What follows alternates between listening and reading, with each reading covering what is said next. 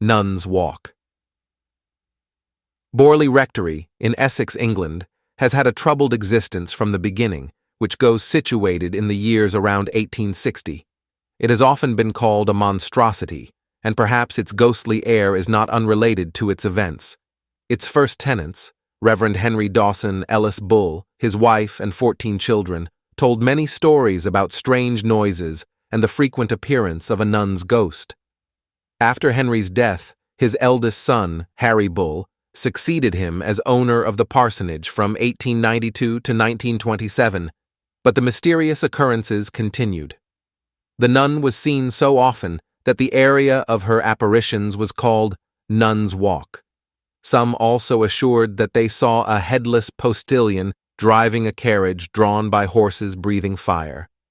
The next tenants, Reverend Smith and his wife, stayed only a few months and cited the strange events taking place in the house as the reason for their departure. Eventually, the Reverend Lionel Foister, his wife Mariana, and their daughter arrived. The disturbing episode is continued. Mariana, for example, insisted that a spectre had slapped her by throwing her out of bed. The British National Laboratory of Psychical Research stepped in to try to shed light on the matter. Its founder, Harry Price, had an ad published in the Times of London, where volunteers were asked for a night vigil at the haunted rectory.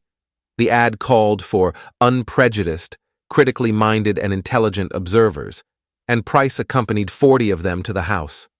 Again, moving objects and unexplained noises were detected.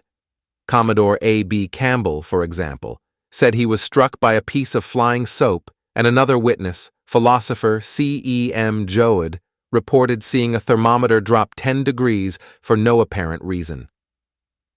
New controversies followed. When the Foisters had moved out, Price himself settled in the building and witnessed a wide variety of phenomena, enough to write a book about it. After his death, however, detractors objected that Price had invented some of the phenomena and exaggerated others. The story became even more interesting in 1939 after a fire destroyed the building. The Rev. W. J. Fithian Adams, a canon from Carlisle, Canada, suggested that the nun who so often appeared was not English, as had always been thought, but French. A woman named Marie Lurie had reportedly left the convent in the 18th century to elope with her lover. The two went to England, but the man turned out to be a scoundrel and murdered her. After strangling her, he buried her corpse in the cellar of the mansion that stood on the Borley estate before the rectory was built. After the fire, workers actually discovered a grave containing only religious medallions and a woman's skull. Apparently, the destruction of the building eliminated the walks of the nun's spectre, but the story does not end there.